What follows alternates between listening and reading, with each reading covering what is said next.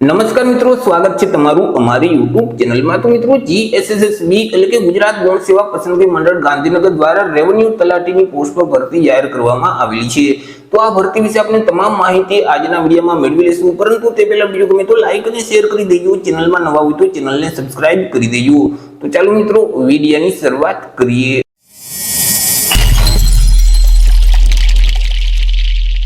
આજે ભરતીનું નોટિફિકેશન છે તે જીએસએસબી એટલે કે ગુજરાત ગૌણ સેવા પસંદગી મંડળ ગાંધીનગર દ્વારા બહાર પાડવામાં આવેલું છે। ગુજરાત ગૌણ સેવા પસંદગી મંડળ ગાંધીનગર દ્વારા જે મહેસૂલ વિભાગમાં મહેસૂલ તલાટી વર્ગ 3 ની જે જગ્યાઓ ખાલી છે, તો તે જગ્યાઓ ભરવા માટે લાયકાત ધરાવતા ઉમેદવાર પાસેથી અરજી ફોર્મ મંગાવવામાં આવેલા છે।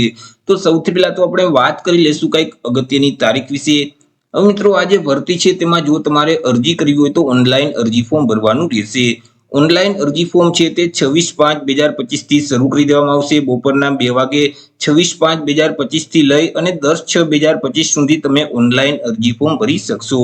ઓનલાઈન અરજી ફોર્મ જે ઓજાસનું પોર્ટલ છે એટલે કે ojas.gujarat.gov.in નામની જે વેબસાઇટ છે તે વેબસાઇટ ઉપર જઈ તમારે 10/6/2025 સુધીમાં ઓનલાઈન અરજી કરવાની રહેશે। મિત્રો, આ ભરતીમાં જો તમારે ઘર બેઠા જ ઓનલાઈન અરજી ફોર્મ ભરવું હોય તો અમારા જે વોટ્સએપ નંબર છે 6352228352, આ નંબર પર તમે વોટ્સએપ પર મેસેજ કરશો કે અમારે મહેસૂલ તલાટીમાં અરજી ફોર્મ ભરવું છે, તો તમને નજીવી ફી સાથે ઘર બેઠા જ ઓનલાઈન અરજી ફોર્મ ભરી દેવામાં આવશે।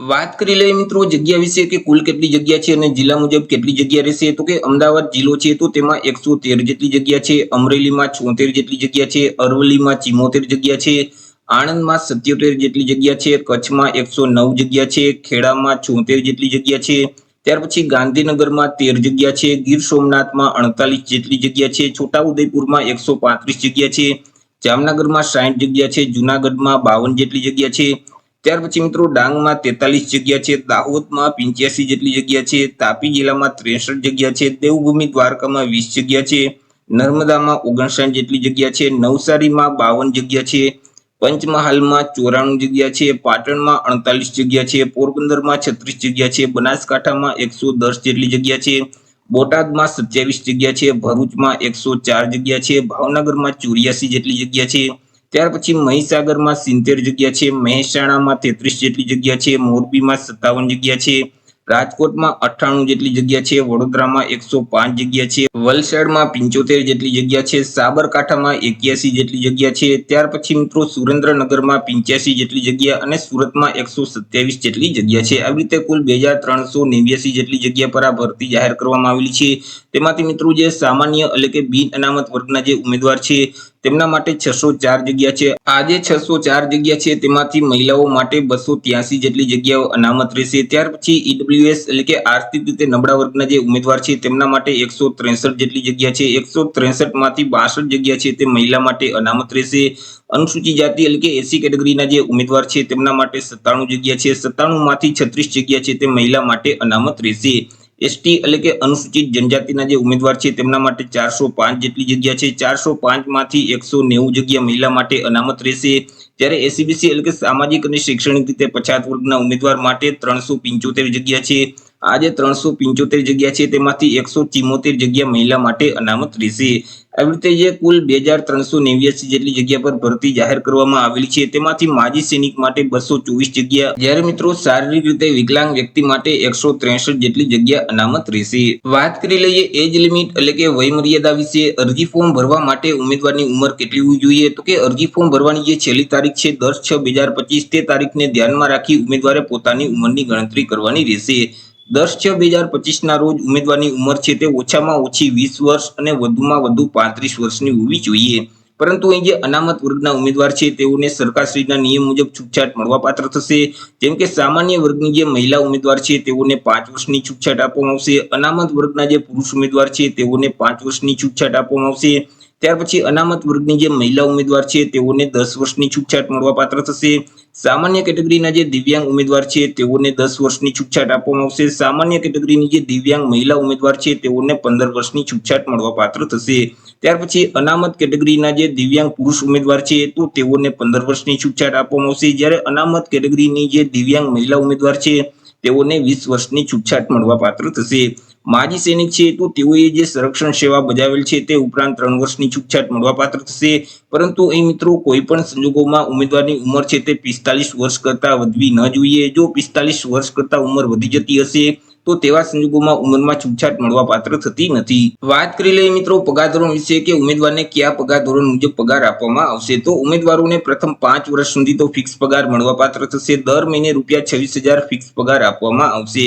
5 વર્ષ પૂરા થઈ જશે એટલે પે મેટ્રિક લેવલ 2 છે તે મુજબ ઉમેદવારને પગાર મળવાપાત્ર થશે, એટલે કે ₹19,900 થી લઈ અને 63,200 નું જે પગાર ધોરણ છે તે મુજબ ઉમેદવારોને પગાર આપવામાં આવશે.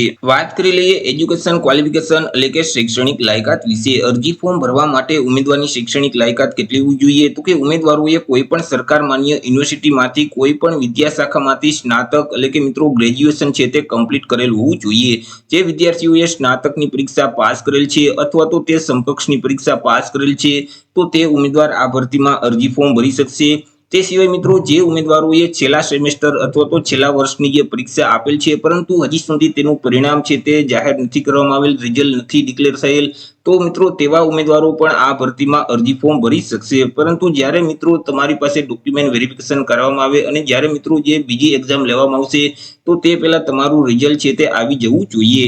સાથે સાથે કોમ્પ્યુટરનું નોલેજ હોવું જોઈએ ઉમેદવાર પાસે. તે સિવાય ઉમેદવાર છે તે ગુજરાતી ભાષા અથવા હિન્દી ભાષા અથવા તો બંને ભાષાના જાણકાર હોવા જોઈએ. વાત કરી લઈએ મિત્રો કોમ્પ્યુટર સર્ટિફિકેટ વિશે કે કોમ્પ્યુટરનું સર્ટિફિકેટ કયું માન્ય ગણવામાં આવશે. તો કે ઉમેદવારે કોઈ પણ સરકાર માન્ય સંસ્થામાંથી બેઝિક કોમ્પ્યુટરનો કોર્સ પાસ કરેલ હશે અને તેનું ઉમેદવાર પાસે પ્રમાણપત્ર હશે અથવા તો માર્કશીટ હશે તો પણ તે માન્ય ગણવામાં આવશે.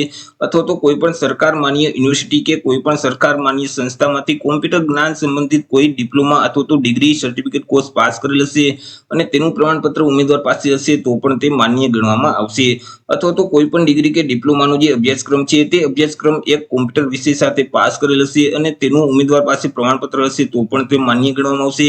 અથવા તો ઉમેદવારોએ જે ધોરણ 10 ની બોર્ડની પરીક્ષા પાસ કરેલ છે અથવા તો ધોરણ 12 ની બોર્ડની જે પરીક્ષા છે તે પાસ કરેલ છે તે પરીક્ષા કોમ્પ્યુટર વિષય સાથે જો પાસ કરેલ હશે અને તેનું પ્રમાણપત્ર ઉમેદવાર પાસે હશે તો પણ તે માન્ય ગણવામાં આવશે. તે સિવાય હાલ અત્યારે મિત્રો ઉમેદવાર પાસે જો કોમ્પ્યુટરનું સર્ટિફિકેટ ન હોય તો મિત્રો અત્યારે ઓનલાઈન અરજી ફોર્મ છે તે ભરી શકશે, પરંતુ જ્યારે મિત્રો તમને નિમણૂક પત્ર આપવામાં આવશે ત્યારે મિત્રો તમારે કોમ્પ્યુટરનું પાસ કર્યાનું સર્ટિફિકેટ ફરજિયાત રજૂ કરવાનું રહેશે. જો મિત્રો ત્યારે તમે કોમ્પ્યુટરની પરીક્ષા પાસ કર્યા અંગેનું પ્રમાણપત્ર નહીં રજૂ કરી શકો તો તમારી જે પસંદગી છે તે રદ કરી દેવામાં આવશે.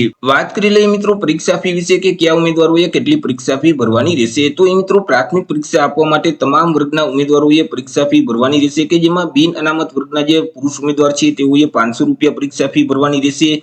તે સિવાય અનામત વર્ગના જે ઉમેદવાર છે જેમ કે તમામ કેટેગરીની મહિલા ઉમેદવાર છે, એસસી-બીસી એટલે કે સામાજિક અને શૈક્ષણિક રીતે પછાત વર્ગના ઉમેદવાર છે, એસસી એટલે કે અનુસૂચિત જાતિના ઉમેદવાર છે, એસટી એટલે કે અનુસૂચિત જનજાતિના ઉમેદવાર છે, ઈડબ્લ્યુએસ એટલે કે આર્થિક રીતે નબળા વર્ગના ઉમેદવાર છે, દિવ્યાંગ ઉમેદવાર છે, માજી સૈનિક છે, તો આ તમામ અનામત વર્ગના ઉમેદવારોએ પરીક્ષા ફી તરીકે ₹400 ભરવાના રહેશે. હવે મિત્રો અહીં જે ઉમેદવાર પ્રાથમિક પરીક્ષા આપશે અને તેમાં ઓછામાં ઓછા 40% કે તેના કરતા વધારે ટકાવારી મેળવેલ હશે તો તેવા સંજોગોમાં મિત્રો તમે જે પરીક્ષા ફી ભરેલ છે તે ફી તમને રિફંડ કરી દેવામાં આવશે એટલે કે પરત કરી દેવામાં આવશે. પરંતુ તમે પ્રાથમિક પરીક્ષા આપેલ હશે પરંતુ 40% કે તેના કરતા ઓછી ટકાવારી જો તમે મેળવેલ હશે તો તેવા સંજોગોમાં તમને પરીક્ષા ફી પરત કરવામાં આવશે નહીં. તે સિવાય મિત્રો અહીં પ્રાથમિક પરીક્ષા આપેલ છે અને જે ઉમેદવારોને મેન એક્ઝામ માટે બોલાવવામાં આવશે તો મિત્રો મેન એક્ઝામ માટે કોઈ પણ પ્રકારની ફી છે તે ભરવાની રહેતી નથી. અહીં જે પ્રાથમિક પરીક્ષાની ફી ભરવાની છે તે મિત્રો તમારે ઓનલાઈન જ ભરવાની રહેશે. 10/6/2025 સુધીમાં તમારે ઓનલાઈન પરીક્ષા ફી ભરી દેવાની રહેશે. તમે net banking, credit card, debit card અથવા તો યુપીઆઈ ના માધ્યમથી પરીક્ષા ફી ભરી શકશો. વાત કરી લઈએ મિત્રો સિલેક્શન પ્રોસેસ વિશે કે ઉમેદવારનું સિલેક્શન કેવી રીતે કરવામાં આવશે. તો ઉમેદવારનું સિલેક્શન છે તે અલગ અલગ 2 સ્પર્ધાત્મક પરીક્ષાના માધ્યમથી કરવામાં આવશે, કે જેમાં સૌથી પહેલા તો તમામ ઉમેદવારની એક પ્રાથમિક પરીક્ષા લેવામાં આવશે, ત્યાર પછી મેઇન પરીક્ષા છે તે લેવામાં આવશે. મિત્રો અહીં જે પ્રાથમિક પરીક્ષા લેવામાં આવશે તે હેતુલક્ષી પ્રકારની રહેશે, એટલે કે તેમાં એમસીક્યુ પ્રકારના પ્રશ્ન પૂછવામાં આવશે. કુલ 200 એમસીક્યુ પ્રકારના પ્રશ્ન રહેશે. એક પ્રશ્નનો 1 માર્ક એટલે 200 માર્કનું પેપર રહેશે. પેપર લખવા માટે તમને 3 કલાકનો સમયગાળો આપવામાં આવશે. તમને જે ક્વેશ્ચન પેપર આપવામાં આવશે તેમાં ગુજરાતી ભાષા સંબંધિત 20 પ્રશ્ન પૂછવામાં આવશે કે જેમના 20 માર્ક રહેશે. ઇંગ્લિશ ભાષા અને ગ્રામર સંબંધિત 20 પ્રશ્ન પૂછવામાં આવશે કે તેમના પણ 20 માર્ક રહેશે. ત્યાર પછી મિત્રો ભારતનું બંધારણ છે, જાહેર વહીવટ છે, ઇકોનોમિક્સ છે, તો તેને લગતા 30 પ્રશ્ન પૂછવામાં આવશે કે જેમના 30 માર્ક રહેશે. ત્યાર પછી મિત્રો ઇતિહાસ, ભૂગોળ અને કલ્ચર એટલે કે વારસા સંબંધિત 30 પ્રશ્ન પૂછવામાં આવશે કે જેમના પણ 30 માર્ક રહેશે. ત્યાર પછી પર્યાવરણ છે, સાયન્સ અને ઇન્ફોર્મેશન કોમ્યુનિકેશન ટેકનોલોજી છે, તો તેને લગતા 30 પ્રશ્ન પૂછવામાં આવશે, તેમના પણ 30 માર્ક રહેશે. વર્તમાન પ્રવાહ એટલે કે કરંટ અફેર સંબંધિત 30 પ્રશ્ન પૂછવામાં આવશે, તેમના પણ 30 માર્ક રહેશે. ગણિત અને રીઝનિંગ સંબંધિત જે દાખલાઓ છે તેવા દાખલાઓ 40 પૂછવામાં આવશે કે જેમના 40 માર્ક રહેશે. આવી રીતે મિત્રો કુલ 200 MCQ પ્રકારના પ્રશ્ન પૂછવામાં આવશે. એક પ્રશ્નનો 1 માર્ક એટલે 200 માર્કનું પેપર રહેશે. પેપર લખવા માટે તમને 3 કલાકનો સમયગાળો આપવામાં આવશે. હવે મિત્રો આ જે પરીક્ષા છે તેમાં માઇનસ પદથી લાગુ પડશે. જો તમે પ્રશ્નનો જવાબ છે તે ખોટો ટીક કરશો અથવા તો એક કરતા વધારે વિકલ્પને ટીક કરી દેશો અથવા તો વિકલ્પ ટીક કરતી વખતે કોઈ પણ પ્રકારની છેડછાડ કરશો તો તેવા સંજોગોમાં તમે જે પ્રશ્નનો સાચો જવાબ આપેલ છે અને તમને 1 માર્ક મળેલ છે તેમાંથી 0.25 માર્ક માઇનસ કરી દેવામાં આવશે. મિત્રો આ જો પરીક્ષા છે તે OMR માધ્યમથી લેવામાં આવશે. તો તમને જે OMR શીટ આપવામાં આવશે તેમાં ઈ વિકલ્પ એક્સ્ટ્રા જોવા મળશે. જો તમે પ્રશ્નનો જવાબ આપવા ન માંગતા હોય તો ત્યારે તમારે ઈ વિકલ્પને ટીક કરી દેવાનું રહેશે. જો તમે ઈ વિકલ્પ ટીક કરશો તો માઇનસ પદથી લાગુ નહીં પડે, પરંતુ તમે પ્રશ્ન ખાલી છોડી દેશો તો તેવા સંજોગોમાં માઇનસ પદથી લાગુ પડશે. ત્યાર પછી મિત્રો જે ઉમેદવાર પ્રાથમિક પરીક્ષામાં પાસ થઈ જશે એનું એક મેરિટ બનાવવામાં આવશે અને મેરિટમાંથી મિત્રો જગ્યાના 5 ગણા ઉમેદવારોને મેન પરીક્ષા એટલે કે મુખ્ય લેખિત પરીક્ષા માટે બોલાવવામાં આવશે. આ જે મેન પરીક્ષા છે તે મિત્રો વર્ણનાત્મક પ્રકારની રહેશે. તેમાં તમારે અલગ અલગ 3 પેપર આપવાના રહેશે કે જેમાં ગુજરાતી ભાષા સંબંધિતનું પેપર રહેશે જે 100 માર્કનું રહેશે અને તેના માટે 3 કલાકનો સમયગાળો આપવામાં આવશે. ઇંગ્લિશ ભાષા સંબંધિત જે પેપર છે તે પણ 100 માર્કનું રહેશે અને તેના માટે પણ 3 કલાકનો સમયગાળો આપવામાં આવશે.